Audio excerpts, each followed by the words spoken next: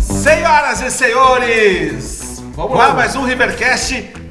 Denão, Rafael Araújo. Hoje recebemos a Shark, a mulher, a trader do universo do nosso país, querido. Ela com a gente hoje, muito obrigado, Carol Pfeiffer.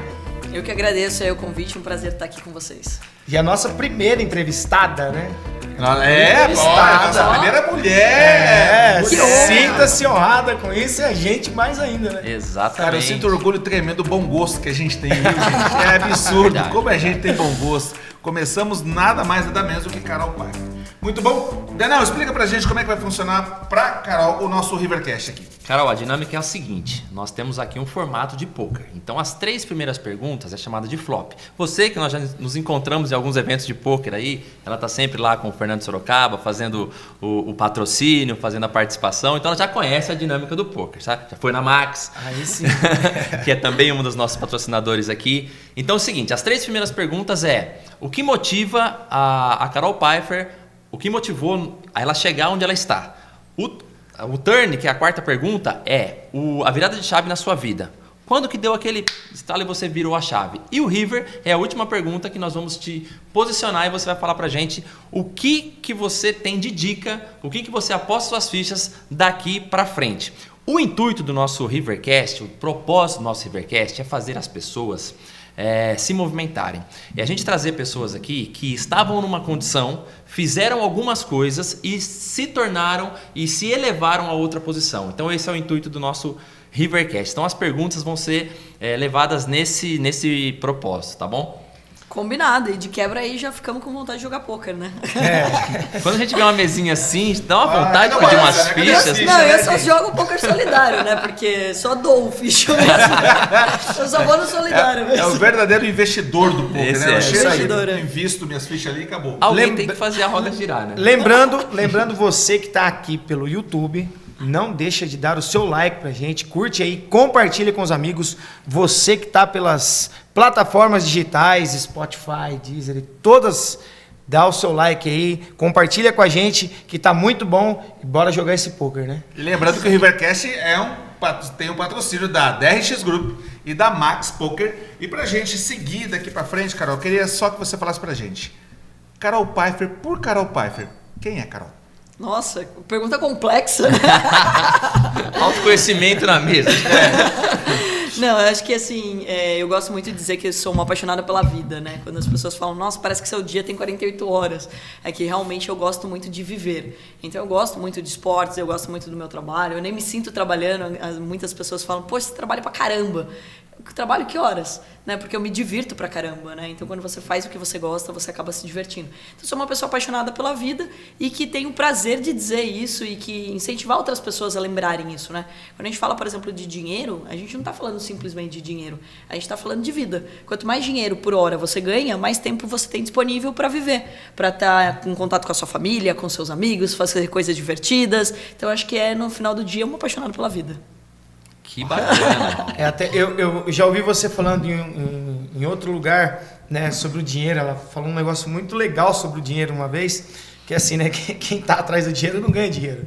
E, por exemplo, o trader tem que ter essa noção que se ele tiver atrás do dinheiro para pagar um boleto que seja, não é assim que funciona. E no poker também tem isso, né? Você tem que estar muito psicológico, né? tranquilo para você fazer dinheiro, né? Isso aí marcou muito uma vez que eu ouvi você falar. E em todos os ambientes, né? Num trabalho tradicional, também, como a gente falou aqui no poker, é a mesma coisa. Se você pegar uma pessoa que está endividada e ela for para uma mesa, ela pode conhecer tudo, mas naquela hora o emocional dela vai pesar. Porque nós somos seres vivos, né? Seres humanos que temos muitos hormônios, inclusive mulher mais ainda. Então, ou seja, a gente tem esses altos e baixos. E para lidar com isso, a gente precisa estar bem. Então, a maior parte da população, como ela se endivida muito cedo, e daí vem a questão da educação financeira, né? Antes de você aprender a ganhar dinheiro, você já teve um cartão com crédito para você gastar dinheiro de uma forma até inconsciente, com parcelas a perder de vista. Então, você aprendeu primeiro a se endividar antes de você aprender a relação com o dinheiro. E isso é um problema, porque daí quando você se dá conta disso, você já está numa situação muito complicada e daí, obviamente, você quer apagar incêndio. Você resolve o dinheiro de outro jeito, né? E daí você não vai tomar boas decisões. É igual você pegar uma pessoa que começa a discutir. discutir. Né? Eu brinco até que o mercado financeiro é muito parecido com os relacionamentos. Se você pegar uma pessoa com aquele calor da emoção, ela está discutindo, ela está nervosa, você tentar argumentar com ela naquele momento, você pode falar tudo, você pode dar dados, você pode fazer os melhores argumentos, ela não está prestando atenção. Então você precisa realmente esperar ela estar equilibrada para que você possa se posicionar. É a mesma coisa no mercado, é a mesma coisa no poker, não adianta você pegar e brigar com uma pessoa na mesa. Então você tem que esperar ela se posicionar. E a mesma coisa é a relação do dinheiro. A gente tem muitos exemplos, né, de convergência. Por exemplo, a mesa de pôquer ela é o mercado. Você é a sua empresa. O seu stack é o seu patrimônio. O seu concorrente, a pessoa que está jogando contra você é o seu concorrente. Ela tem um patrimônio dela. E aí o mercado está dando as cartas e a gente está brincando ali para ver se a situação está favorável para eu investir ou se ela está não tão favorável que eu possa retrair, né? Então isso daí tem muita relação. Você vê dessa forma também? Com certeza. Eu acho que assim, é até interessante de falar a relação dos jogos, né? Muitas vezes as pessoas acham que o mercado financeiro é um jogo de sorte ou azar. E ele por trás ele tem uma estratégia, ele tem uma estatística, que não é diferente do que acontece no poker, né? Nem sempre a estatística está a seu favor. Porém, ela existe. A e ela variância, precisa... né? ela precisa ser respeitada, né? Então, uma das coisas que eu mais gosto, acho que a maior semelhança que eu vejo, principalmente no poker com o mercado, é a gestão de risco. Então, quando você fala, por exemplo, das fichas, se eu pegar e ficar dando all-in o tempo todo e a estatística não está ao meu favor, obviamente eu vou quebrar, né? Eu não vou conseguir durar. E a mesma coisa em relação ao mercado. Então, você saber qual é a aposta, o que tem mais chance de dar certo e o que dá menos chance, quais são as mesas, as mãos que eu vou participar e contra quem, né? Então, eu acho que esse é um item bem importante que precisa ser levado em consideração na vida. Então, poxa, eu não só na hora de você estar numa mesa de pôquer ou no mercado em geral, mas nas decisões que a gente toma no nosso dia a dia. Essa decisão, ela vale a pena? Às vezes você tem uma pessoa que deu um problema dentro da sua empresa. Então, como que você lida com esse conflito? Vale a pena você pegar e brigar com ela, você abrir um processo, pagar um advogado, você levar isso a ferro e fogo e você ter mais custo e mais dor de cabeça, ou vale a pena você resolver logo aquela situação? A gente até costuma dizer no mercado, né, que o primeiro stop é o que menos dói. Então, os próximos é o mais dolorido. E a mesma coisa em relação até ao poker, né? Então, a primeira aposta, saiu ali o flop, não tá a meu favor, o stop, vou deixar aquela mão, vou deixar aquela ficha lá na mesa e vou pro próximo. Então, muitas vezes a gente leva esse conhecimento tanto do poker quanto do mercado para a vida. E a gente começa a tomar decisões melhores até em relação aos nossos relacionamentos. É o famoso desligar a mão, né? Outra relação do mercado com o poker é a gestão emocional, né, Carol? Que é acho que é a base de tudo, pelo menos eu falando como poker. Se a gente não tem uma gestão emocional, que ela falou, o all-in, por exemplo, é uma estratégia, é uma maneira de você perder tudo. Mas existe outra quando você não vê o oponente, você não lê, você não tem situações e deixa outras coisas intervir naquele momento que você está no jogo, e aí é onde a gente também... Aí entra o ponto importante, né? Se autoconhecimento fosse ensinado quando a gente é criança, a gente não sofria tanto. E aí nossos relacionamentos seriam bem melhores, né? Então, acho que o primeiro de tudo é que as pessoas, elas passam uma vida inteira querendo entender, mas elas não param para estudar o autoconhecimento, né? E o autoconhecimento é você saber o que você quer para sua vida de verdade. Sim. Então, quanto mais dinheiro você ganha, por exemplo, você acaba comprando coisas que você nem gosta tanto assim. Às vezes você tem um carro que você não liga tanto, ou uma casa que você não tem tanto prazer nela, mas porque você acaba vivendo também com status, você vive no que as pessoas acham que é legal e não necessariamente no que você acha que é legal ou no que você gosta de fazer. Então aí vem grandes movimentos que a gente precisa fazer, né? E o emocional tá ligado a isso, porque você carrega, não tem como você entrar numa mesa de poker, desligar a tua vida pessoal e falar assim, aqui eu estou trabalhando, ou entrar no meu trabalho e falar, aqui eu estou trabalhando. Você carrega todos os seus sentimentos, as suas frustrações, as suas alegrias e as suas decepções. Então é tão importante quanto, né, você ter um hábito saudável de dormir direito, de se alimentar, de fazer esportes, etc. Também é importante ter o hábito do autoconhecimento. Então, esse é o principal motivo que faz as pessoas darem certo ou não. Eu gosto muito da relação com o esporte, porque o esporte te ensina muito. Não te ensina só disciplina, mas te ensina a você realmente ter um objetivo muito claro. Ninguém corre uma maratona se não estiver apaixonado pela corrida. Ninguém corre uma maratona se não tiver uma clareza do porquê está correndo uma maratona. Eu gosto muito do livro do Simon Sinek, Hynek, que ele fala, começa pelo porquê. Se você começar pelo porquê, todas as outras coisas se resolvem. Se eu for jogar poker, mas eu não vejo um porquê, então muita gente vai falar, putz, mas o mercado é muito parecido com o poker, por que você não destina um tempo, né, para jogar o poker? Porque as horas que eu tô passando dentro de uma mesa, às vezes não tô colaborando tanto com a sociedade quanto eu tô quando eu faço um vídeo, uma aula, ou quando eu ensino as pessoas a investirem. Então o meu porquê, ele não tá dentro de um universo de uma mesa. Eu gosto de jogar, mas isso não significa que eu vou viver disso. E a mesma coisa, putz, eu gosto de correr, mas isso não significa que eu vou ter um time de corrida, uma assessoria de corrida. Então, eu acho que tudo é na base do autoconhecimento. E só para enfatizar esse ponto, a gente acredita tanto nisso na Atom que a gente tem a nossa própria Wendy, né? Que é a nossa psicóloga, a nossa performance coach, que é a Priscila. Ela mora em Nova York e ela, inclusive, já treinou grandes jogadores de pôquer, porque a similaridade é grande, né? Então, a semelhança é muito grande entre a relação do trader e do jogador de pôquer, principalmente porque você ali, você pode ter um time por trás, você pode ter seus mentores, você pode ter tudo, mas na hora a decisão é sua. É igual um piloto de Fórmula 1. É você e você. Então é a mesma coisa, as profissões elas são muito similares e ela exige muito de você justamente por isso. Por isso que você vê com muito mais facilidade, tanto no poker quanto no mercado, as pessoas estourando ou elas, né, se frustrando de alguma forma. Por quê? Porque quando você está num ambiente corporativo, a sua responsabilidade não é tão grande. Você não é o centro das atenções. Você tem várias pessoas para dividir. E para dividir responsabilidade. Então você está num time de marketing, aquela campanha não deu certo, não é só culpa sua. Tem outras pessoas envolvidas. Agora, numa mesa de poker, você vai culpar quem? Você vai culpar teu mentor que nem estava lá? Ou você vai culpar no mercado a mesma coisa? Você vai tomar um stop? A ação é sua. Você viu que ele faz ação já fazendo. Mas já só pra gente poder.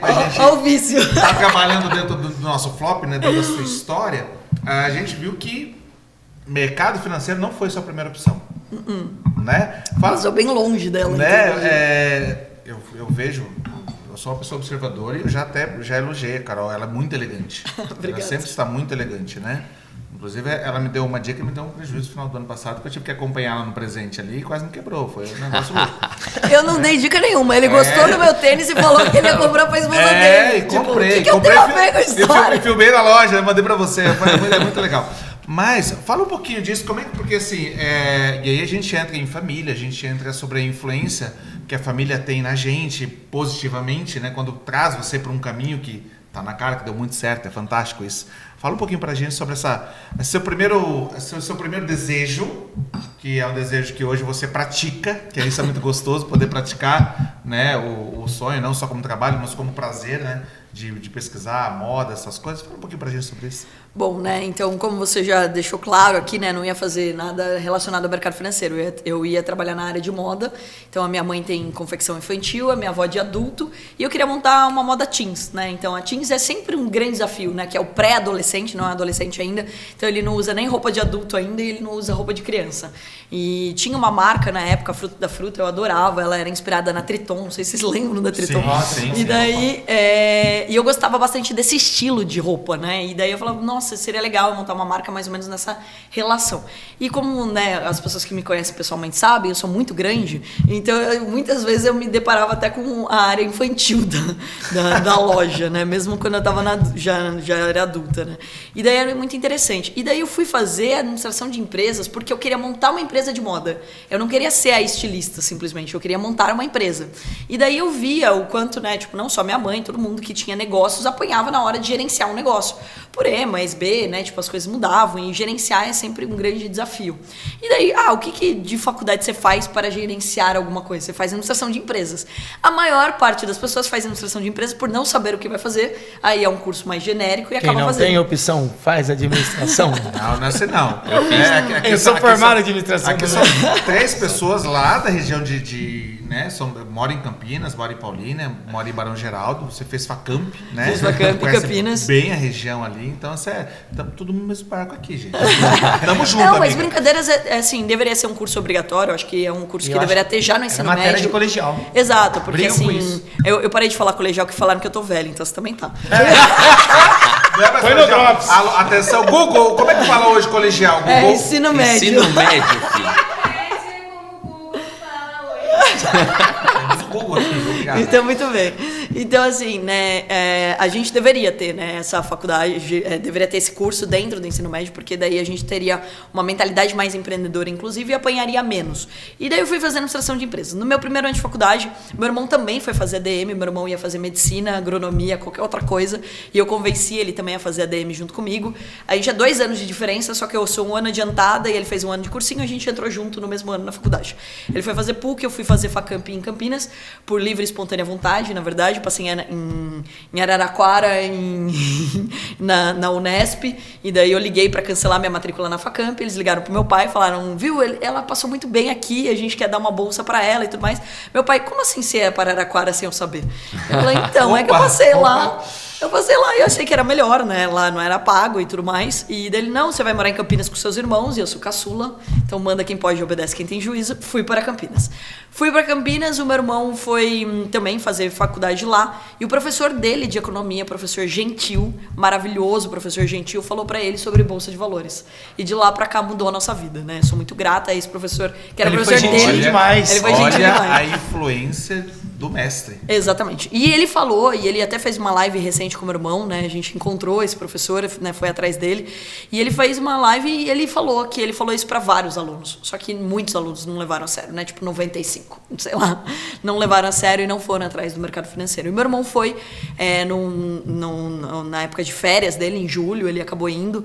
Começou a estagiar num escritório em São Paulo, na verdade. O escritório era em Campinas e ele veio para São Paulo para conhecer, né, mais sobre o mercado e gostou do mercado e me apresentou o mercado financeiro. A primeira vez que eu olhei aquele monte de gráfico, aquele monte de número, falei, isso não é pra mim, isso daí é loucura, por que eu tô fazendo isso? E daí eu percebi que nada mais era do que comprar barato e vender caro. Coisa que a gente faz a nossa vida inteira. Quem nunca comprou alguma coisa e vendeu mais caro? Então todo mundo faz, né, opera como se fosse o mercado, que é a profissão trader, nada mais é do que isso, é um negociante. E daí eu acabei me apaixonando pelo mercado financeiro e pela meritocracia do mercado financeiro. Porque não importava se eu era homem, mulher, se eu era rica, se eu era pobre, se o meu sobrenome era bonito ou feio, não importava. Então, ou seja, eu poderia ser o que eu quisesse se eu estudasse. E eu entendi a minha vida inteira que quanto mais eu podia estudar, mais eu podia aprender, mais dinheiro eu podia ganhar. Então eu sempre vi que, né, a tua remuneração, o dinheiro, ele era consequência de um potencial bem aplicado. Então ele não é bom ou ruim, ele é só consequência do seu potencial bem aplicado. E daí eu fui focando no mercado financeiro, percebi que as pessoas não entendiam nada de bolsa, comecei a palestrar, por isso que eu brinco que eu tô rouca até hoje, de tanto falar, e comecei a compartilhar com outras pessoas. Eu acho que isso vem até um pouco da característica feminina, né? A gente, mulher, quando acha alguma coisa boa, ela conta pra todo mundo, pra amiga, pra inimiga, pra sogra, pra mãe, pra todo mundo. Então é um pouco até diferente do homem, né? Quando ele aprende a ganhar dinheiro, ele guarda um pouco pra ele, até pra ter certeza que dá pra ganhar dinheiro, né? Então, por isso que a mulher sempre vendeu nas casas, né? Lembra? Deixa eu te fazer uma verdade, pergunta. a energia de venda é uma energia feminina. A de realização é masculina, mas a de venda, entendeu? É o amante. E Né? eu sei que o Denão quer fazer uma pergunta, mas tem uma coisa aqui que tem que ficar já aqui. A mulher, tanto no mercado financeiro quanto no poker, é muito mais controlada. Você vê... Isso é estatística, mas isso é a provado. Mas a leitura é mais difícil. Mas é provado estatisticamente que mulheres é mais difícil de quebrar do que homens, né? Isso no mercado americano, por exemplo, que tem muito mais, né? A gente está falando de mais 50% da população e daí tem muito mais mulheres lá também. E é provado que é mais difícil a mulher, ela não vai pro all-in o tempo todo, né? Então, assim, ela tem menos coragem de fazer isso. Tanto que seguro de carro para mulher é mais barato que para homem. Porque dificilmente uma mulher vai dar um PT. Essa é a lógica. Exatamente. A minha pergunta é o seguinte, para aquele cara que está assistindo em casa e está lá, fala, cara, o que eu vou fazer da vida? Eu não tenho nada. É possível aprender a operar? Como que foi esse início? O que você estudou? O que você procurou? O que você fez para se tornar a Shark que é hoje no mercado? Perfeito. Bom, acho que primeiro de tudo, né, tudo pode ser aprendido, né? Se existe alguém que já fez, então existe algum material sobre isso, existe algum tipo de método a respeito disso, né? Então tudo que você queira, você é capaz de aprender. Então se você falar assim, mas eu nunca cozinhei na vida, eu posso cozinhar? Lógico que pode. É só você querer aprender, você seguir uma receita, né? Você não inventar moda, você seguir a receita primeiro, testar e etc. Você vai conseguir cozinhar. Mas eu não tenho dom. Eu posso afirmar que eu não sou uma pessoa que tenho dons. Eu sempre fui uma pessoa que teve que ralar para conquistar as coisas, para aprender. Então, por exemplo, eu quis aprender piano quando eu tinha 7 anos, porque eu vi um primo meu bem distante tocar piano. E eu falei, nossa mãe, eu achei isso incrível, eu quero aprender piano. E eu comecei a aprender, mas eu não sou aquele tipo de pessoa que toca de ouvido, né? Então, assim, aquela pessoa que te dá até raiva, né? Quando uma pessoa toca de ouvido. Ele toca de ouvido? Toca, canta, representa, tudo. Então, isso é dom, absurdo. né? Eu não tinha esse dom, mas eu queria aprender piano. Então, eu fazia percepção rítmica, auditiva, aula de prática, teoria. Então, eu tinha 4 aulas, pelo menos, por semana, fora os treinos diários para que eu pudesse aprender piano. Então, eu toquei dos 7 aos 14 todos os dias da minha vida. E depois eu acabei parando um pouco por causa de tempo mesmo, né? E voltei a tocar com 20 e poucos anos em homenagem à minha mãe. Então, pô, piano eu aprendi. Se eu aprendi piano, se eu aprendi a correr, se eu fiz uma maratona, por que eu não posso aprender bolsa? Né? Você pode aprender o que você quiser. E eu acho bolsa muito mais simples. Por quê? Porque, como eu falei, bolsa é comprar barato e vender caro. Então, o primeiro passo é você entender que é pra você. Mesmo porque você já lida com dinheiro todos os dias. Porém, colocar na sua cabeça que dinheiro é difícil, que bolsa as pessoas perdem dinheiro, que você não vai conseguir. Então, todas essas crenças limitantes você tem que estar disposto a quebrar. Se você estiver disposto, você vai conseguir. Esse é o primeiro passo. Né? Então, tem um aluno que uma vez me falou assim, Carol, eu me inscrevi no seu curso só pra provar que não dá certo. Eu falei, caraca, é difícil dar certo mesmo, né? Porque a pessoa já tá querendo que não dê. E daí depois ele me escreveu, eu não acredito, deu certo. Eu falei, cara, você deu uma brecha. Você deu um espaço pra gente te mostrar que é possível. Se você me der um espaço, o método vai se funcionar. E não é diferente no poker. Se você pegar e estudar poker, você vai se dar bem nisso. Né? Agora, se você ficar mudando o método, se você ficar mudando a lógica, se você ficar jogando de uma forma desesperada, qual a chance disso dar certo? Não Porque vai. as pessoas não entendem que tem um caminho a ser seguido, né? Quando a pessoa não tem o dom, ela tem que se esforçar mais. Se a pessoa não tem o dom de jogar futebol, ela tem que treinar mais para jogar futebol. E o trabalho duro, ele sempre supera o talento. Sim. Isso é fato. Eu ia falar agora. Porque as pessoas que têm talento, elas vão se acomodando. Apesar de ter o dom, de ter o talento, nada supera o esforço, o trabalho. Talento não é superado pelo trabalho. Não tem como. E a coisa mais maravilhosa que tem é o treino, né? Porque o treino, nós somos uma máquina treinável. Essa é a grande, assim, a grande lição que a gente tira da nossa vida. A gente está em constante evolução. Eu acho até engraçado quando as pessoas falam assim, nossa, fulano mudou. Eu falei, graças a Deus, né? Porque você fala assim, passar uma vida inteira e não mudar nada. Obrigado. Né? Você pegar uma foto e você fala assim, nossa, tô mais feio, mais chato, mais burro. Putz, você tá vivendo por quê? Né? Você não vai ter nenhuma expectativa. Então, assim...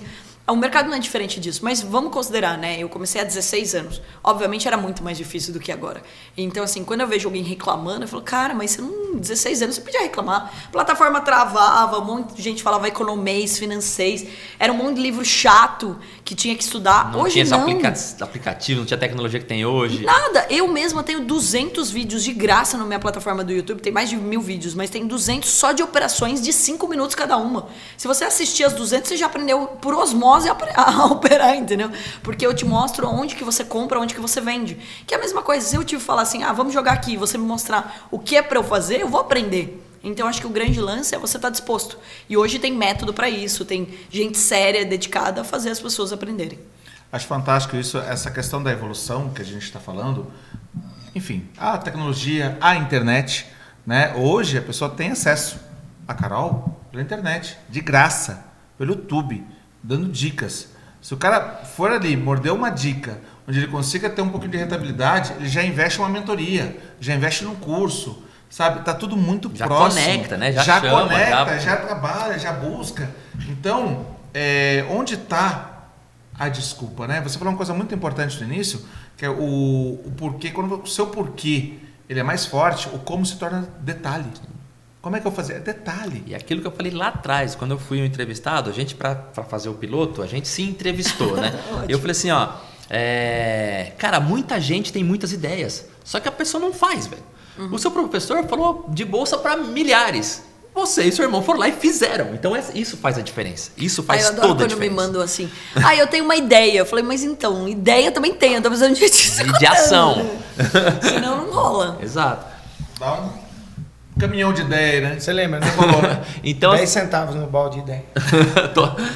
A gente chega num ponto que as pessoas às vezes não fazem Por isso que às vezes as pessoas têm a predisposição de achar chato, a predisposição de achar que é difícil. O cara se inscreveu no seu curso pra te... olha a ousadia do cara. Ele se inscreveu no seu curso pra te provar que não dava certo. Quer dizer, se ele não tá dando certo, é ele, cara. É isso que a gente tenta vender aqui. Cara, se movimenta, faz alguma coisa. A gente tá dando vários insights aqui, mas o que eu quero que fique é ideia e ação tem o caminho, cara. É só percorrer e fazer acontecer. E aí, eu quero te perguntar o seguinte, como é que foi o convite pro Shark Tank? Como é que foi essa história? Sabe que até me perguntaram hoje na minha caixinha de pergunta do Instagram, né, assim, como foi o teste pro Shark Tank? Eu falei, não fiz teste. Vou te dar um teste pra você virar um tubarão. Não, mas tem uma entrevista, né, eles te procuram e daí... Mas assim, geralmente as pessoas fazem teste de vídeo porque uma coisa é você ter o conhecimento, né? E outra coisa é você ficar bem na câmera no sentido, gente, eu não tô falando que eu fico bem na câmera, tá? Tô falando assim que eu falo bem assim, na câmera, sim. Empatia, às vezes você não passa a mensagem que você tem, né? Tipo, é igual assim, você pega um professor que tem muito conhecimento, mas ele não consegue passar. Ele não consegue... Tipo, tem aquele professor que todo mundo ama e tem aquele professor que todo mundo odeia. Qual é a diferença deles? Não é o conhecimento, porque ambos estudaram pra caramba, mas é a comunicação que ele tem. Então, acho que esse foi um dos motivos, né, que terem me procurado. Então, já tinha muito vídeo, né, com mais de 1000 vídeos e me expondo o tempo todo nas redes sociais, então não foi muito difícil deles verem como era o meu dia a dia. Mas daí foi interessante pra mim, porque assim, antes do programa vir pro Brasil, eu já gravava vídeo lá atrás, né, sobre educação financeira, sobre investimentos, e a produtora que me gravava, né, um cara uma vez falou pra mim, você já viu esse programa, Shark Tank? Nossa, você tem a cara do Shark Tank, não sei o que, isso há mais de 10 anos. Eu falei, nossa, legal, não sei o que, mas eu era uma piveta, né, tipo assim, 20 e poucos anos, né, e falei, nossa, mas nada a ver, né, quando eu tiver maior, né, tipo, mais grana, daí faz sentido, né, não, porque eu te vejo lá, não sei o que, papapá, isso... Beleza, eu só sabia que existia o programa. Foi ali que eu tomei ciência sobre o programa. De lá pra cá, o programa veio pro Brasil, eu admirei pra caramba, achei muito bacana. E vira e mexe, alguém me encontrava e falava, nossa, você tinha que estar no Shark Tank. Só que mas por que as pessoas estão falando isso, né? Porque você lida com investimentos, pelo jeito que você fala, etc. E isso ficou, né, tipo, sempre alguém me falando. Mas eu não tinha nenhum contato no Shark. Eu não conhecia ninguém do Shark, nem nada. E daí eu conheci a Fabi Saad, que, né, tipo, que é uma das pessoas que indicam pessoas, né, até sugere pessoas. Ela me sugeriu, outras pessoas me sugeriram. Eu acho que de tanto o Shark receber meu nome lá, alguém chegou e falou assim, vamos fazer uma reunião com essa menina. Hyparam ela no Shark Tank. E eu falei assim, né, porque ali as cadeiras, se você observar, fica muito tempo os Sharks ali, né, então tem pouco espaço para troca. Né? Não fica trocando o tempo todo, mesmo porque não é esse o intuito, né? As pessoas, até o público se acostuma com o Shark. Então, e a pessoa, né, que se inscreveu esse ano, às vezes não conseguiu a vaga, então ela vai pro ano que vem, então ela tá esperando aquela pessoa na cadeira. Enfim, tem toda essa história, é um programa, né? Apesar dele ter o investimento real, apesar dele acabar tendo, assim, todo um apelo educacional, porque ele te ensina sobre empreendedorismo, ele também tem o lado entretenimento. E as pessoas têm que ter uma empatia com os Sharks. E daí eu tive a primeira reunião no começo do ano passado, veio a pandemia, e daí eles falaram, a gente só não sabe quando vai ser a gravação. E eles não me falaram nada, se eu ia ser uma convidada, porque a convidada vai um dia só, se ia ser meia cadeira, porque às vezes eles revezam, se eu ia ter uma cadeira inteira. Eu não sabia quem ia sair, porque até então as 5 cadeiras estavam ocupadas, então eu não sabia nada. E eles não te contam nada. E eles tiveram uma entrevista e fizeram um monte de pergunta. E perguntas do tipo, né, assim, você é competitiva, você não é? Porque essa competição entre os Sharks é coisa que eles querem ver. Todo mundo quer ver sangue. É um programa que chama Tubarões. Tubarões se pegando, gente. E a galera gosta mais quando a gente briga do que quando briga. Obviamente, a gente não tá lá pra brigar com o empreendedor, mas a gente tá lá pra apertar o empreendedor e pra brigar com os Sharks. Essa é a brincadeira do negócio. E que é divertidíssimo. Principalmente quando eu tenho do meu lado o Caíto e o Apolinário. Né? Então dá pra brincar bastante. Mas assim, foi bem legal, porque daí na primeira entrevista eles falaram, a gente gostou de você e tal, não sei o quê. Mas assim, não contei pra ninguém, nem podia, e também não criei nenhuma expectativa. Isso em março do ano passado. E daí sumiram, tal, não sei o quê, marcaram de novo, acho que no meio do ano, marcaram mais um papo, fulano quer conhecer você, Beltrano, não sei o quê, papapá. Eu falei, tá avançando, né? Beleza. Mas até então não sabia que pé que ia. E daí marcaram mais uma e falaram, não, a gente tá vendo, talvez não seja como convidada, talvez seja a minha cadeira. E eu já tava mega feliz, né? E daí marcaram de gravar comigo em Sorocaba, né? A minha história e tudo mais, papapá. E daí no outro dia, a diretora Eugênia, uma fofa maravilhosa, me ligou e falou: Carol, então a gente decidiu, vai ser full, né? Então, ou seja, você está entrando numa cadeira oficial dentro do Shark Tank, é um convite que a gente queria te fazer, e se você aceita, cara, assim, fiquei mega emocionada, né? Até chorei no dia, porque né, eu imaginava um dia poder participar, mas não tão cedo. Imaginei que eu iria estar lá um pouco mais velha, um pouco mais madura, talvez. Mas você imaginou isso? Lá atrás me plantaram essa sementinha, então isso colocou no meu radar, mas eu achei que ia demorar bastante tempo. Isso é mais uma prova do que aquilo que você coloca. Aquilo que você vê antes acontece, não tem jeito, só depende de você mesmo. Ô Carol, tenho mais uma pergunta. Fazendo um reabastecimento da água aqui, tenho mais uma pergunta. Seguinte, até porque o nosso Rivercast aqui fala bastante de empreendedorismo, eu queria saber o que você leva em consideração na hora de analisar um pretendente ao seu investimento lá. Pô, daí vocês acabam com a mágica do negócio. Eu falei assim, que de tanto responder essa pergunta, tá ficando cada vez mais fácil pra quem vai naquele pitch, né? Porque pra gente é difícil. Quando abre aquela porta, eu não sei quem é você, né? Então, tipo assim, tem um standzinho lá e daí eles colocam um tapume na frente. Por causa de pandemia, a gente fica em camarins separados, a gente fica em outro ambiente, a gente não vê ninguém. Então, a dúvida que sempre tem, se a gente sabe o que vai acontecer ali, não sabemos. Mas você sabe quem a gente é. E com as minhas respostas, tá ficando mais fácil da galera fazer pitch. O que é ótimo, tá? Eu não tô criticando isso, pelo contrário. Porque, assim, se você analisar a primeira temporada e agora a sexta, a qualidade dos pitches melhorou muito. Isso é importante, porque também para quem tá assistindo precisa aprender. E se você aprende de um jeito errado, você vai fazer errado também. Então é legal que essa evolução aconteça. E daí o que eu olho? Cada Shark eu acho que olha coisas diferentes.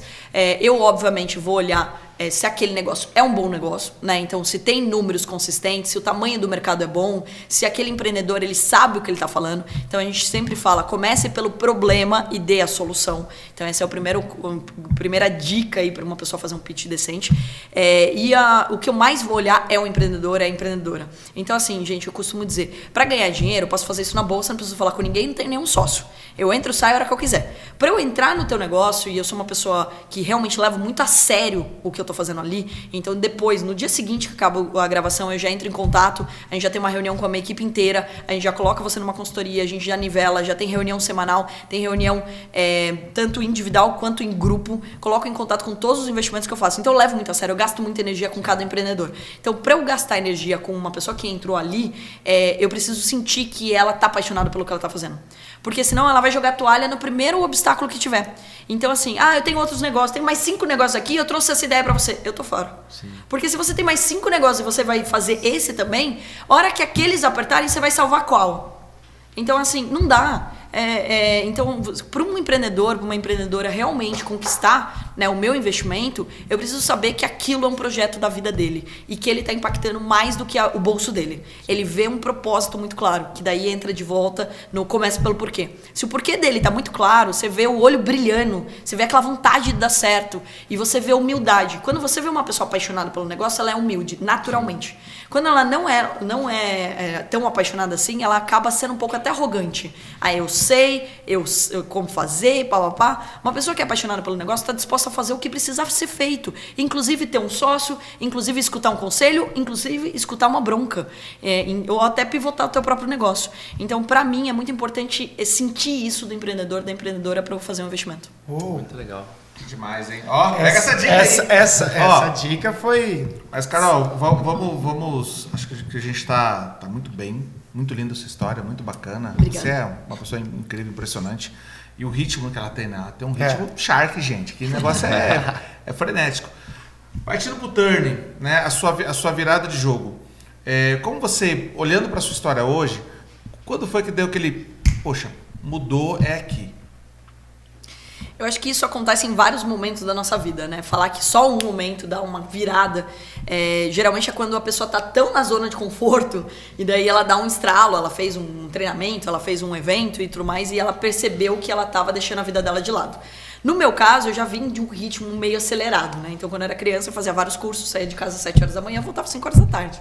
Sempre fui uma pessoa de estudar muito. Eu aprendi isso com a minha mãe, né? Minha mãe me apoiava a fazer todos os cursos da vida. Então, eu fiz inglês, espanhol, fazia teatro, jogava futebol, ginástica olímpica, tudo. Que vocês possam imaginar. Quando sobrava uma horinha, você inventava alguma coisa, né? Quero aprender Inventava alguma coisa. Tipo isso. E daí, e o meu pai sempre leu muito, então eu também aprendi a ler muito, né? Então eu sempre estava inquieta. E ao longo da minha história, né, eu acho que a primeira grande virada de chave foi abandonar a ideia de investir na carreira de moda para entrar na bolsa, porque são totalmente diferentes e a crítica da bolsa é muito grande. Se hoje as pessoas te criticam em bolsa, imagina há 16 anos, onde quase não se falava disso. Gente, até pouco tempo atrás, 4 anos atrás, a gente tinha mais gente na cadeia do que na bolsa. Então, ou seja, você vai conversar com um público muito pequeno, né? É diferente de você falar assim, vou fazer medicina, vou ser advogado, vou ser dentista, né? Então, tá mais no dia a dia das pessoas e as pessoas veem isso como uma profissão orgulhosa e tudo mais, né? No mercado financeiro, as pessoas tinham muito desconfiança. Então, acho que a minha primeira grande virada foi me permitir aprender mercado financeiro e falar, não, eu vou focar nisso. E nisso me trouxe outras atitudes que eu tive que tomar. Por exemplo, para me livrar de uma matéria de psicologia da faculdade, que era de processo seletivo, eu passei no processo seletivo, né? E eu fui uma das únicas que passou na Unilever, acho que é a única na minha turma, que passou nesse processo, nessa primeira etapa da Unilever. E daí eu ia trabalhar na área de supply chain, com 2 diretores, passei muito bem. Mas eu falei não pra vaga. E daí todo mundo, você tá louca? Você vai trabalhar né? Todo mundo quer trabalhar lá, não sei o quê. Falei, não, mas eu vou trabalhar com meu irmão e eu quero focar no mercado financeiro, porque a hora de dar errado é agora. Eu tinha 17 anos. Se eu perdesse... Olha que decisão, 17 anos, que consciência do caminho, de você realmente futuro fechado. Futuro fechado. É você saber o que você quer, o que você vai fazer e não desviar a atenção, né? E aí que tá um ponto, né, que assim, pode ser que eu tivesse errado e que tivesse que pivotar de novo, assim como não era para eu fazer moda, por exemplo, e fui pro mercado financeiro, então podia ser que em algum momento eu visse que o mercado financeiro não era aquilo que eu estava imaginando e voltasse a trabalhar, mas a questão era, eu muito nova, eu podia errar mais, né, então, ou seja, a hora de errar era aquela, né, se eu não conseguir ou se eu não ganhar dinheiro, gente, sei lá, arranje um emprego, pode ser de vendedora, posso trabalhar numa loja no shopping, já trabalhei com a minha mãe atrás do balcão, então não tenho nenhum problema em trabalhar, né, em conquistar alguma outra fonte de renda. Então eu sempre olhei isso como tomadas de decisões inteligentes, né, tipo, beleza, esse risco que eu tô tomando, ele é sustentável, eu consigo depois, né, tipo, arrumar, se eu tiver perdendo alguma coisa aqui, eu consigo voltar e corrigir isso. Então eu sempre olhei para isso. Essa foi uma atitude que eu também tive que tomar, que eu recebi muita crítica. E quando eu tomei essa atitude, eu mudei para Sorocaba, porque daí meu irmão, nessa época a gente já tinha montado um escritório lá, né, então abreviando a história, a gente começou em Campinas e daí a gente viu que lá a gente não ia conseguir mudar o educacional de lá, então a gente resolveu montar o nosso próprio escritório em Sorocaba. Já e tinha começar... nascido a Atom? Não, nasceu a Pfeiffer Investimentos primeiro. Então a Atom nasceu há 5 anos, né, aqui agora, que daí a gente pivotou o negócio e hoje a gente opera com o nosso próprio dinheiro. Na Pfeiffer Investimentos a gente não tinha grana, a gente tinha clientes. Então a gente tirou a certificação de agente autônomo, que hoje bastante se fala, mas ninguém conhecia. Foi a primeira turma de agente autônomo que foi tirado a certificação, porque antes não era exigido nenhuma certificação, e daí foi exigido, a gente passou nessa prova, e daí a gente montou esse escritório em Sorocaba, meu irmão veio primeiro, e daí eu vim com ele para Sorocaba. Eu viajava todo dia para Campinas, e daí meu pai, eu sou caçula, né? Meu pai falou, você tá louca, você não vai viajar, você não vai pegar a estrada todo dia. Daí eu arranjei uma van, só que a van era do outro lado da cidade, aí eu perdia 1 hora de bolsa, e eu ia com o notebook, plaquinha da Vivo me patrocina. Então eu ia com... Vivo! ia com a plaquinha da Vivo na van para tentar compensar, porque o mercado ainda estava aberto, porque eu tinha que ir para Campinas para fazer aula. E daí o cara da van era muito longe, eu tentei negociar com ele para ele passar a me pegar, né, pagando mais para ele passar a me pegar, ele não topou. Aí eu tive que contratar um motorista. Caramba. Meu, eu tinha um Celta de um motorista. Era surreal, né? Tinha um Celta de um motorista. Meu motorista era muito fino, porque ele ia de terno e gravata. Todo mundo achou que na faculdade que eu tinha ficado bilionário da noite pro dia. Né? Porque Celta ainda. E o cara chegava, não, ninguém via o carro, né? Porque você parava no estacionamento, daí o cara descia e ele fazia questão de me levar até a porta da faculdade, parava lá do lado, parecia meu segurança. Eu falei, pelo amor de Deus, some daqui. Só que daí ele, olha como a sacada dele também, fazendo um parênteses aqui. Ele pegava e ele queria escutar a aula, na verdade. Ele sentava do lado da sala e ele escutava, porque eu fiz Facamp, era dentro da Unicamp, então as salas são abertas, ele escutava a aula inteira. Ele aprendeu muito nessa época. Então eu trocava muito figurinha com ele. Essa é a mentalidade das pessoas, né? Sim. E daí eu ia todo dia pra Campinas. Eu passei 1 ano inteiro viajando todo dia de Sorocaba pra Campinas. Aí eu comecei a negociar até com os professores. Falei, eu vou bem, você sabe que eu vou bem na prova. Começa a me dar presença aqui. Então foram várias atitudes, né, que eu fui tomando. Depois virei presidente de uma empresa de capital aberto, é muito difícil. Aí, tipo, você virar diretor de RI, ir pro Shark, primeiro dia de Shark, peguei a água do meu lado, tava tremendo. Então, assim, tive que tomar uma decisão, vou ou não vou me expor desse jeito, porque uma coisa é você fazer algo na tua empresa. Você não gostou daquele vídeo, você deleta. Você tá gravando podcast aqui, você tira a parte que você não gosta. Agora, e dentro de dentro de um programa que você não tem controle nenhum e que você não sabe como as pessoas vão te julgar? Porque eu acho interessantíssimo, né? Todo mundo dá pitaco aonde eu invisto no Shark. Sim. Trabalhar por mim, ninguém foi, né? Sim. Ninguém trabalhou por mim, ninguém me deu dinheiro, ninguém me deu um cheque. Agora dá pitaco. Nossa, você não investiu lá no Rodrigo? Porra, Carol. Falei, pô, mas trabalhar por mim, vai você ser sócio dele. Você não gostou dele? Procura ele, manda inbox. Isso acontece em todos os ramos, né? Isso acontece em todos os ramos. Acredito que nessa sua trajetória, uma outra virada de chave também foi o momento que você, além de operar na Bolsa, você também começa a parte educacional, ou seja, colocar a experiência para as pessoas, né? Que é uma das chaves suas, que é educar aí financeiramente todo mundo. Eu já ouvi algumas coisas assim, você falando em outros canais, em outras... Propósito, né? Aí ela fala muito forte, ela fala assim, você comentou uma vez, tipo, eu já fiz uma parte do meu patrimônio, mas agora o que eu faço é o meu propósito. E o propósito dela é educar, né? E aquilo ali, eu peguei e falei, cara, é isso, entendeu? Eu acho que... Cara, chega uma hora que não é mais pelo dinheiro. O começo ele é pelo dinheiro, ninguém é hipócrita aqui de falar que não é. Não, todo mundo faz o negócio para ganhar o dinheiro. Sim. Só que chega uma hora... Até porque você precisa ter ele para poder chegar pra fazer outras coisas, né? Mas chega uma propósito. hora que não é mais pelo dinheiro. Que realmente é pela sua realização, pela realização do projeto. E é legal de falar, assim, a minha empresa é capital aberto na Bolsa, então obviamente eu quero que ela fature mais, que ela lucre mais, e mesmo porque eu dou satisfação para o mercado, né? Os acionistas, os investidores. Esse era um dos motivos que eu queria ter capital aberto. Eu queria que as pessoas comprassem as ações da Atom e tivessem orgulho. Falassem, nossa, eu sou sócio daquele time maravilhoso que é a Atom. Tinham pessoas que têm propósito, que estão ajudando o nosso país a prosperar, a construir patrimônio, as pessoas entenderem que elas não precisam ser endividadas e que elas podem ter dinheiro sim, e que elas podem ser sócios de grandes empresas também. Então eu queria, primeiro, né, o primeiro motivo de eu querer ter uma empresa de capital aberto foi esse. Tanto que a gente fez uma loucura muito grande, né? A gente não fez um IPO, a gente fez um IPO reverso. A gente é o único caso de IPO reverso no Brasil. O que é isso? Isso é muito curioso dela, né? O que é isso? Explica A pra gente galera aí. comprou uma empresa que já era listada na Bolsa. A gente já tinha um negócio lucrativo. Nessa época, a nossa empresa chamava, não me julguem agora, WHPH, que significa Work Hard, Play Hard, porque a gente se diverte bastante, a gente trabalha duro. Essa é o nosso lema de vida. E a gente colocou para dentro dessa empresa o que já era lucrativo. Você imagina você doar 30% pro mercado. Não é que eu peguei dinheiro do mercado e vendi 30% da minha empresa. Não, eu doei 30% de um negócio já lucrativo para colocar para dentro da minha empresa. E por quê? Por 2 motivos. Primeiro, eu queria que a minha empresa fosse listada. Então eu entendia que a imagem institucional de uma empresa listada é muito maior. E quando você é listado, você é um legado. Se você tem uma empresa de capital fechado e depende de você, desculpa, você não tem uma empresa, você tem uma receita. Se você quer ter um negócio onde você vai passar por essa vida e ele vai continuar, você precisa ter uma empresa e, de fato, ela precisa em algum momento ser listada. Porque senão você que vai escolher o CEO, então, de novo, você está aí amarrado às suas decisões, à sua existência. Então, de fato, para você poder deixar um legado, a empresa de capital aberto fazia muito mais sentido. E eu, como eu falei aqui já, né, eu queria que as pessoas tivessem orgulho. Falou, cara, eu comprei essa ação e me pagou dividendos. A gente pagou dividendos esse ano e eu fiquei muito feliz, porque as pessoas que eu conheço me mandaram mensagem, Carol, tô indo viajar só com os dividendos que eu ganhei na Atom. Ou seja, a pessoa não mandou uma proposta, não fez uma reunião, não fez nada e ganhou dinheiro comigo. Não desceu uma gota de suor. Né? E ganhou dinheiro comigo, assim como eu ganhei dinheiro com muitas empresas na Bolsa, assim como Luiz Barsi, eu construí o patrimônio sendo sócio do Banco do Brasil. Ele nunca fundou uma empresa. Ele não criou o Google, o Facebook, nada disso.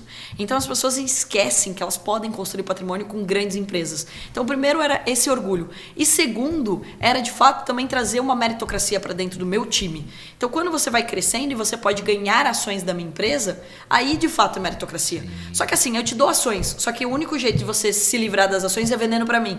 Aí não funciona, né? Agora, se é uma empresa listada, beleza, você tem minhas ações. A hora que você quiser, você vende. Então, de fato, você consegue criar um plano de carreira para dentro da empresa, né? E é aquela velha história, né? Comer um cupcake sozinho ou dividir uma pizza grande, né? A nossa lógica foi dividir uma pizza grande. Então, eu abri mão de 30%, mas quanto isso pode valer? E agora a meta, obviamente, é de levar a Atom para um bi, primeiro de reais, depois um bi de dólar. Então, essa é a primeira meta que eu tenho em relação ao mercado. Tá, deixa eu falar uma coisa bem bacana, que eu lembrei de uma história que a gente conversou uma vez e eu queria abrir isso aqui na mesa. Você falou que quando você começou com a sua equipe, poxa, os caras começaram a operar e começaram a prosperar. E aí, qual que é a nossa cultura, né? O cara ganha muito dinheiro de uma vez só, o que você faz? Né? Muita gente vai lá e compra um carrão. Você contou essa história, que você chegou na sua empresa.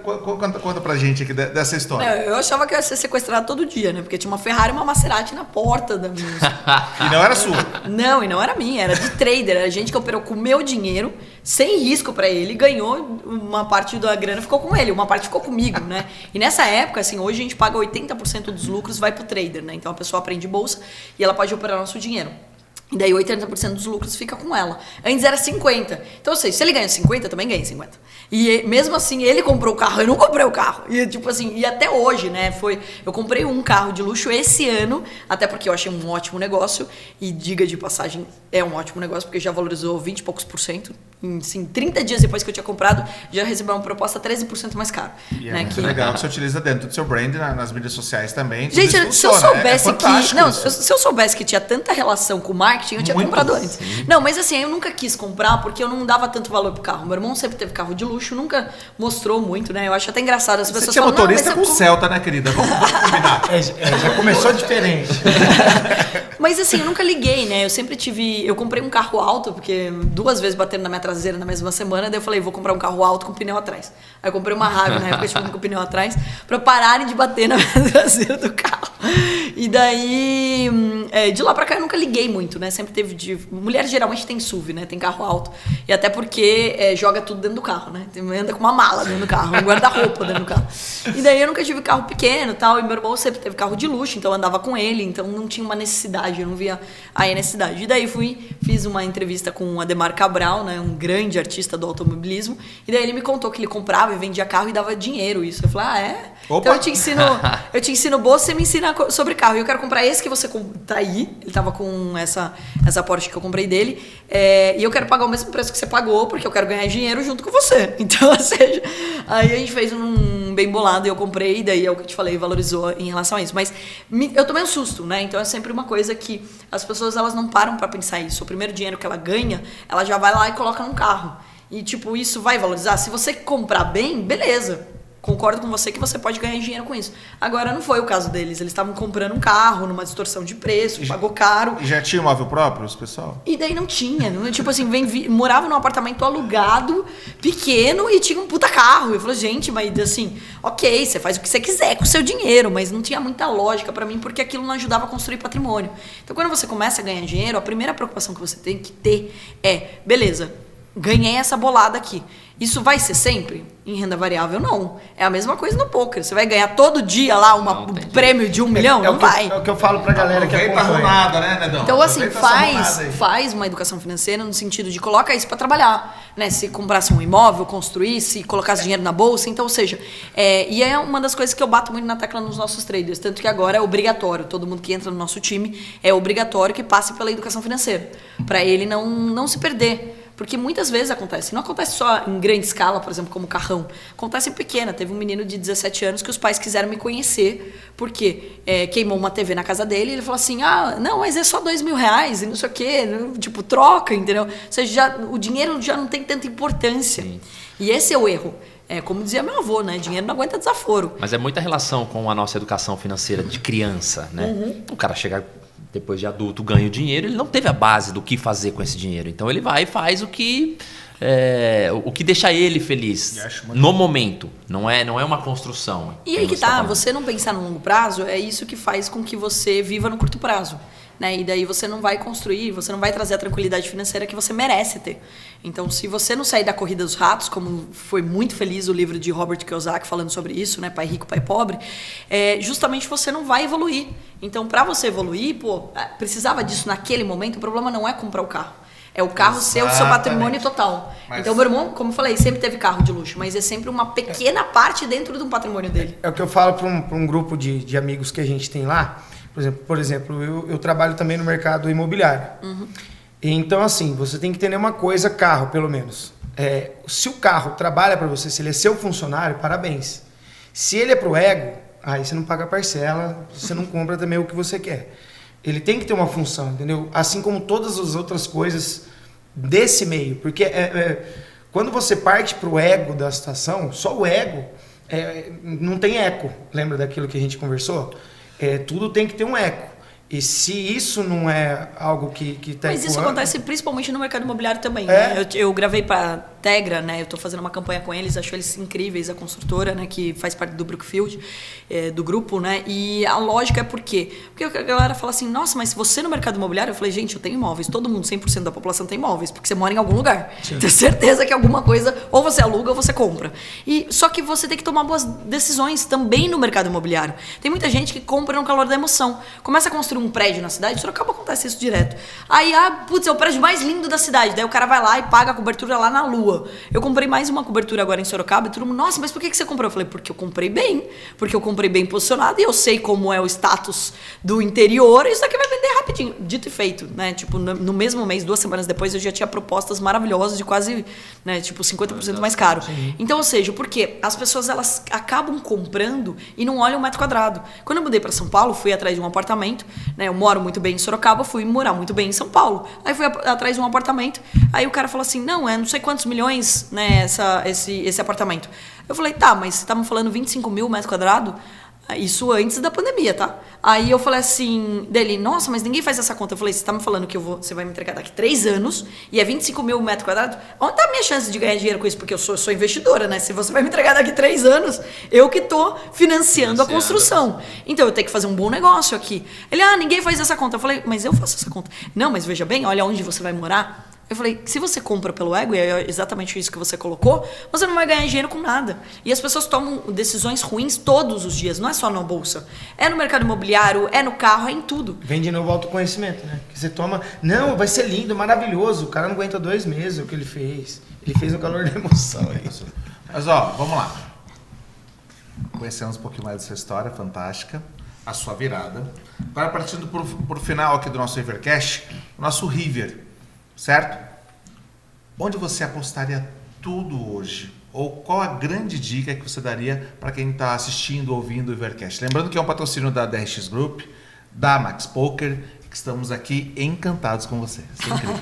Obrigado mais uma vez aí pelo convite, achei fantástico, né, o jeito como vocês lidam aqui com o programa, achei muito, muito criativo, né, e também muito dinâmico.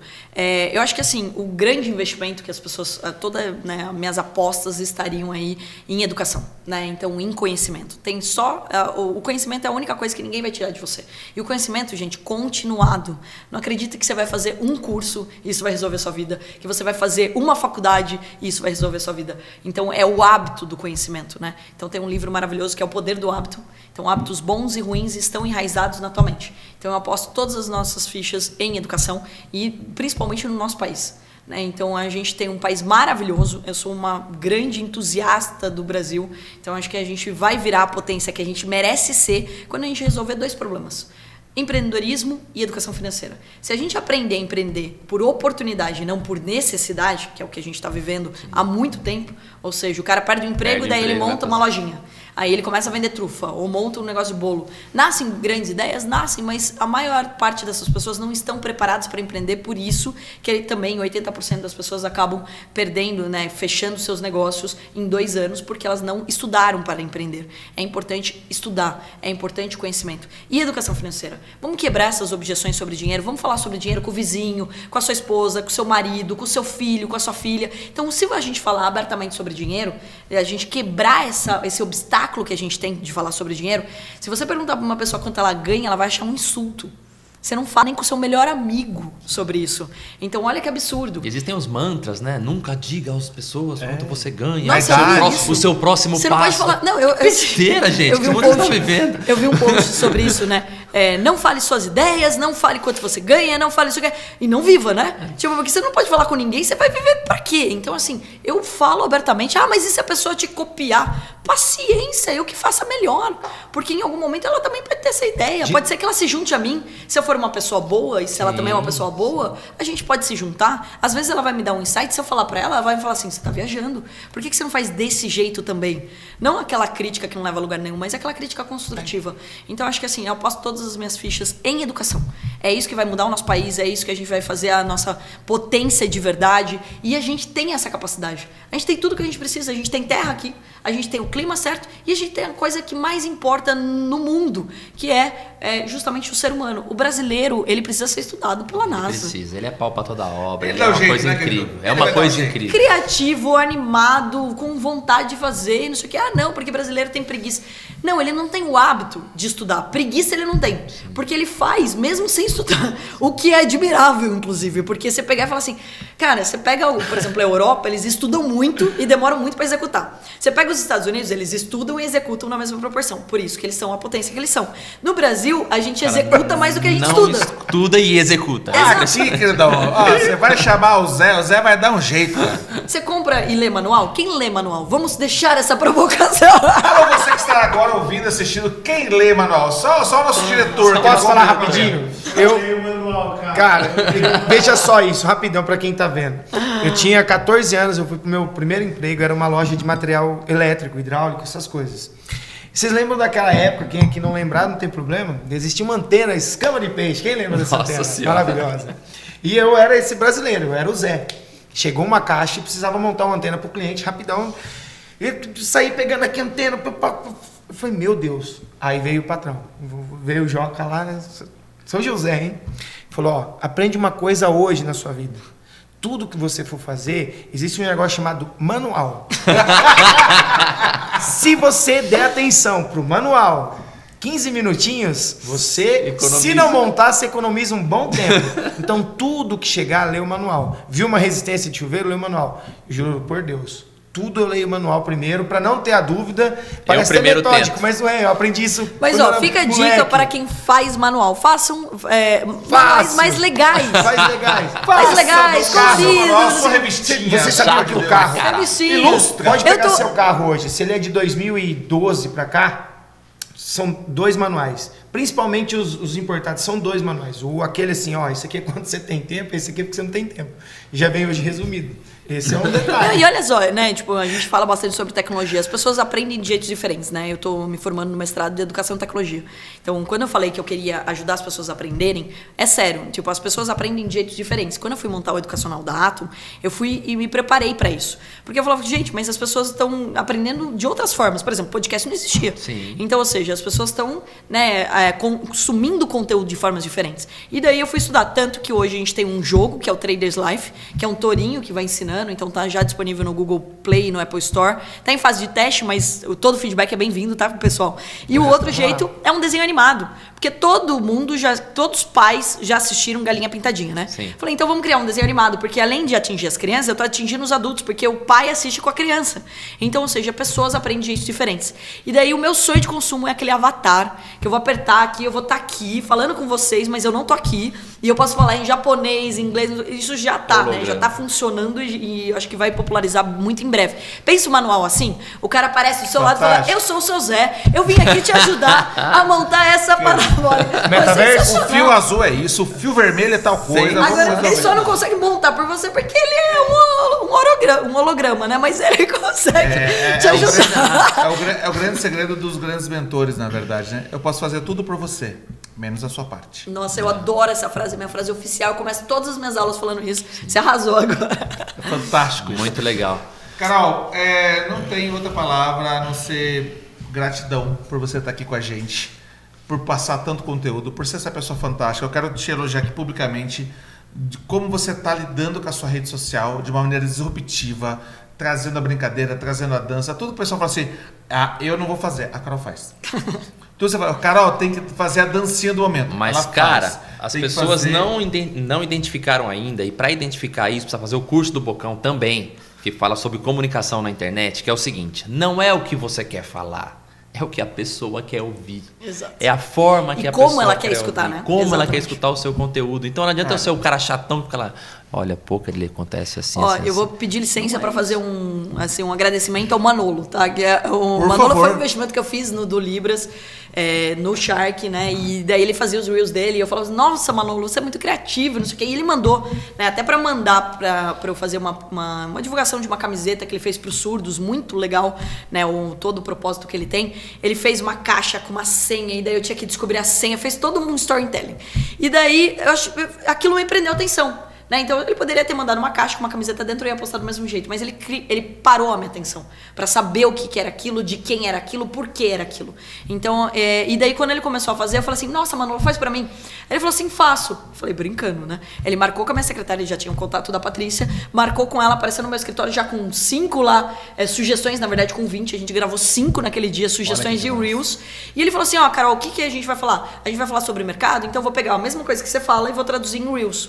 Eu falei, pô, sensacional, eu topo, né, vamos fazer. E daí a gente, pra medir até o efeito. E eu tenho até discutido bastante com ele sobre isso. Falei, Manolo, isso é um business que você tem. Porque as pessoas não têm tempo de fazer Reels, mas elas até querem. Eu acho até que existem outros empresários, outras empresas que estão dispostas, mas vamos lá, parar para analisar. Porque o Reels, ele tem todo um motivo, né? Então, Sim. assim, até a trend, ela precisa estar em alta. Se você pegar uma de um ano atrás, ela não vai dar tanto engajamento. Então, tudo tem uma estratégia. Você tem que estar dentro do negócio o Não tempo é só inteiro. fazer Toda isso. hora muda a trend. Tem a questão também do que dá mais engajamento. Agora, o que é o grande segredo do Manolo, né? Que é uma coisa que muitas pessoas não exercitam. A sua criatividade. Uhum. Então, criatividade hoje é raríssimo. Porque às vezes a pessoa está tão focada no job dela ali, nas coisas, que para ele parar, para criar alguma coisa fora da caixinha, para fazer, tem que ter esse profissional. Então, parabéns, Manolo. E Muito bom. assim, de novo, né? Eu acho que todo mundo que faz o teu treinamento é maravilhoso para abrir a tua cabeça. Você tem que saber fazer, né? Mas para você poder delegar. Minha mãe sempre falou isso. Então, sempre fez eu fazer todas as tarefas dentro de casa. Você tem que aprender a cozinhar, você tem que limpar a casa, você tem que fazer tudo. Você tem que lavar roupa, você tem que passar, porque se você não souber, como que você vai cobrar de alguém? Então, a vida inteira, eu sempre me propus aprender. Então, quando uma pessoa faz, por exemplo, seu treinamento, ela entende o poder da comunicação, isso não significa que você que vai escrever o Reels. Ah, mas eu não sou criativa. É por isso que existem pessoas como o Manolo com uma criatividade fora da Fantástico, curva. fantástico. Então, até só pra finalizar aqui, eu obrigo todo mundo que trabalha comigo, obrigo é muito forte, mas eu sugiro todo mundo que trabalha comigo e todo mundo que eu invisto no Shark, faz um teste que chama ADV. É um teste que a doutora Priscila aplica, que ele gera 72 páginas sobre você. E olha o slogan: o dobro de resultado com metade do esforço. Ou seja, você vai aprender que você tem competências que você tem habilidade já de fazer. E você foca nela. O que você não tem, você delega, você encontra pessoas boas para trabalhar junto com você. E é assim que a economia gira. Então, contratar é uma ótima coisa, gente. Não acho que você tem que resolver o mundo fazendo tudo sozinho. Para de centralizar, meu povo. Vamos aprender a delegar e a contratar direito. É Exatamente. isso daí. Certo? Com vocês aqui, Ana Carolina Pfeiffer. Nossa, falou certinho meu sobrenome. Tá vendo? Treinei. Muito obrigado pela Obrigada presença a do vocês. podcast. Foi sensacional, foi incrível. Obrigado. Obrigada a vocês.